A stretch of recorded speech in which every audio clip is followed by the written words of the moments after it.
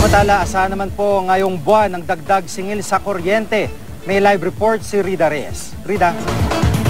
Yes, Jiggy, ngayong buwan na nga ng Setyembre, 18 centavos per kilowatt hour ang madaragdag sa singil ng kuryente ayon sa Meralco. Tumas kasi ng 13 sentimo ang generation charge kasunod ng pagtaas sa presyo ng binibiling kuryente ng Meralco mula sa mga power plant at sa wholesale electricity spot market o WESM.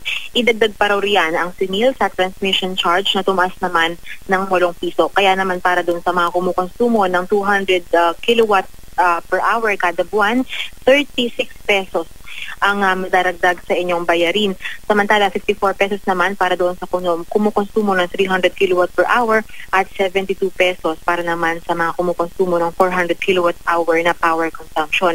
Ang grupong Freedom from Debt Coalition naman na alarma sa mayat mayang dagdag singil sa kuryente. Mas maraming industriya raw kasi ang tiyak na tinatamaan sa tuwing nagkakaroon ng paggalaw sa presyo ng elektrisidad.